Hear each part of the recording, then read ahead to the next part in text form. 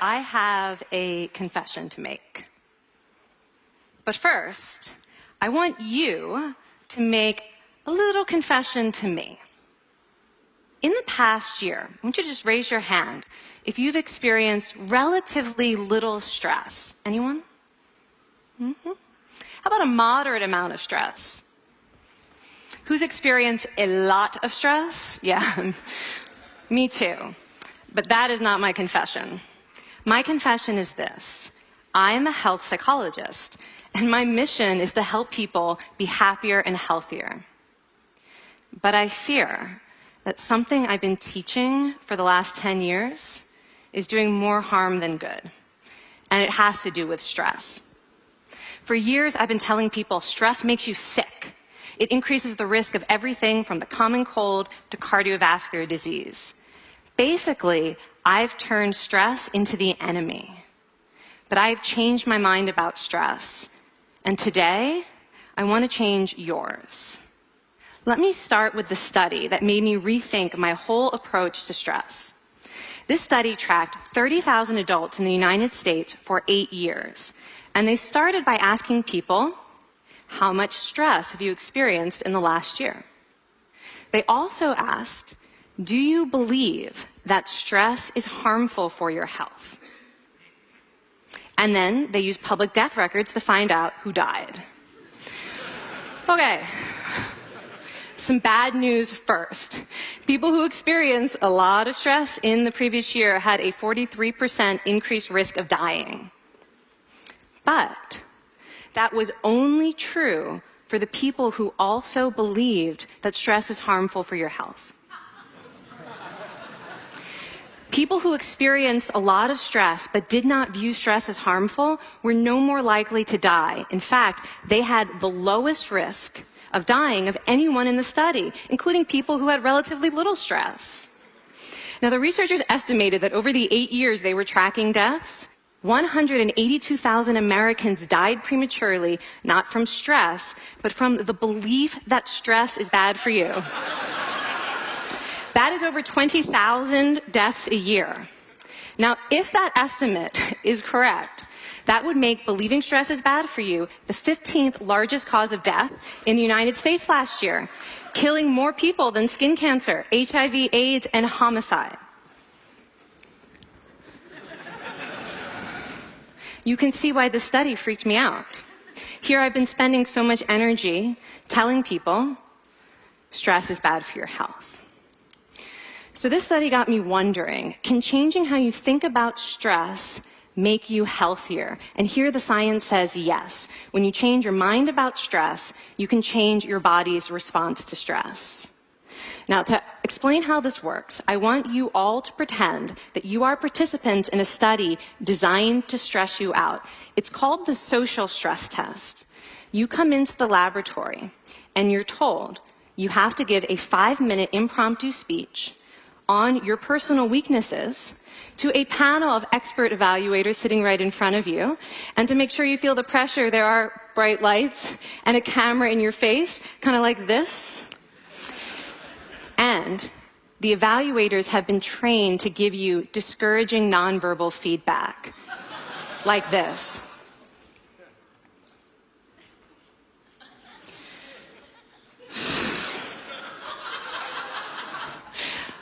Now that you're sufficiently demoralized, time for part 2, a math test. And, unbeknownst to you, the experimenter has been trained to harass you during it. Now, we're going to all do this together. It's going to be fun. For me. Okay. I want you all to count backwards from 996 in increments of 7. You're going to do this out loud as fast as you can, starting with 996. Go. Go faster. Faster, please. You're going too slow. Stop, stop, stop, stop. That guy made a mistake. We're going to have to start all over again. You're not very good at this, are you? Okay, so you get the idea. Now, if you were actually in this study, you'd probably be a little stressed out. Your heart might be pounding. You might be breathing faster, maybe breaking out into a sweat. And normally we interpret these physical changes as anxiety or signs that we aren't coping very well with the pressure. But what if you viewed them instead as signs that your body was energized, was preparing you to meet this challenge? Now, that is exactly what participants were told in a study conducted at Harvard University. Before they went through the social stress test, they were taught to rethink their stress response as helpful. That pounding heart is preparing you for action. If you're breathing faster, it's no problem. It's getting more oxygen to your brain. And participants who learned to view the stress response as helpful for their performance, well, they were less stressed out, less anxious, more confident. But the most fascinating finding to me was how their physical stress response changed. Now, in a typical stress response, your heart rate goes up and your blood vessels constrict like this. And this is one of the reasons that chronic stress is sometimes associated with cardiovascular disease. It's not really healthy to be in this state all the time. But in the study, when participants viewed their stress response as helpful, their blood vessels stayed relaxed like this. Their heart was still pounding, but this is a much healthier cardiovascular profile. It actually looks a lot like what happens in moments of joy and courage. Over a lifetime of stressful experiences, this one biological change could be the difference between a stress-induced heart attack at age 50 and living well into your 90s. And this is really what the new science of stress reveals, that how you think about stress matters. So my goal as a health psychologist has changed. I no longer want to get rid of your stress. I want to make you better at stress. And we just did a little intervention. If you raised your hand and said you'd had a lot of stress in the last year, we could have saved your life.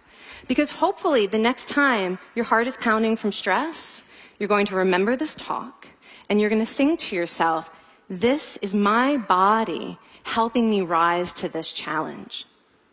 And when you view stress in that way, your body believes you and your stress response becomes healthier. Now, I said I have over a decade of demonizing stress to redeem myself from. So we are going to do one more intervention. I want to tell you about one of the most underappreciated aspects of the stress response. And the idea is this: stress makes you social. To understand this side of stress, we need to talk about a hormone, oxytocin. And I know oxytocin has already gotten as much hype as a hormone can get. It even has its own cute nickname, the cuddle hormone, because it's released when you hug someone. But this is a very small part of what oxytocin is involved in. Oxytocin is a neurohormone. It fine-tunes your brain's social instincts. It primes you to do things that strengthen close relationships. Oxytocin makes you crave physical contact with your friends and family. It enhances your empathy. It even makes you more willing to help and support the people you care about. Some people have even suggested we should snort oxytocin to become more compassionate and caring. But here's what most people don't understand about oxytocin. It's a stress hormone. Your pituitary gland pumps this stuff out as part of the stress response. It's as much a part of your stress response as the adrenaline that makes your heart pound. And when oxytocin is released in the stress response, it is motivating you to seek support. Your biological stress response is nudging you to tell someone how you feel instead of bottling it up. Your stress response wants to make sure you notice when someone else in your life is struggling so that you can support each other.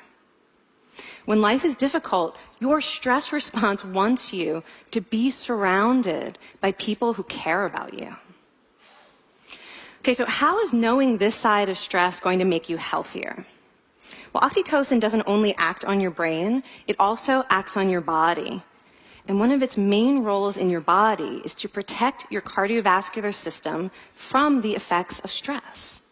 It's a natural anti-inflammatory. It also helps your blood vessels stay relaxed during stress. But my favorite effect on the body is actually on the heart. Your heart has receptors for this hormone. And oxytocin helps heart cells regenerate and heal from any stress-induced damage. This stress hormone strengthens your heart. And the cool thing is that all of these physical benefits of oxytocin are enhanced by social contact and social support. So when you reach out to others under stress, either to seek support or to help someone else, you release more of this hormone, your stress response becomes healthier, and you actually recover faster from stress. I find this amazing that your stress response has a built-in mechanism for stress resilience. And that mechanism is human connection. I want to finish by telling you about one more study. And listen up, because this study could also save a life. This study tracked about 1,000 adults in the United States, and they ranged in age from 34 to 93. And they started the study by asking, how much stress have you experienced in the last year?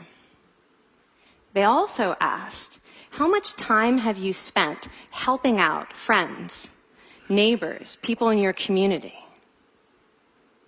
And then they used public records for the next 5 years to find out who died. Okay, so the bad news first. For every major stressful life experience, like financial difficulties or family crisis, that increased the risk of dying by 30%. But, and I hope you are expecting a but by now, but that wasn't true for everyone. People who spent time caring for others showed absolutely no stress-related increase in dying, 0. Caring created resilience. And so we see once again that the harmful effects of stress on your health are not inevitable. How you think and how you act can transform your experience of stress. When you choose to view your stress response as helpful, you create the biology of courage. And when you choose to connect with others under stress, you can create resilience. Now, I wouldn't necessarily ask for more stressful experiences in my life, but this science has given me a whole new appreciation for stress. Stress gives us access to our hearts. The compassionate heart that finds joy and meaning in connecting with others. And yes, your pounding physical heart working so hard to give you strength and energy. And when you choose to view stress in this way, you're not just getting better at stress, you're actually making a pretty profound statement.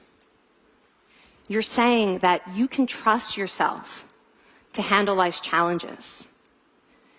And you're remembering that you don't have to face them alone. Thank you. Thank you.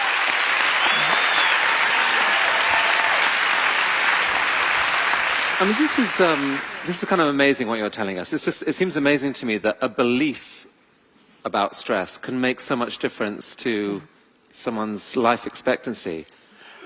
How would that extend to advice? Like if someone's making a lifestyle choice between, say, a stressful job and a non-stressful job, does it matter that which way they go, that it's equally wise to go for the stressful job so long as you believe that you can handle it in some sense? Yeah, and one thing we know for certain is that chasing meaning is better for your health than trying to avoid discomfort.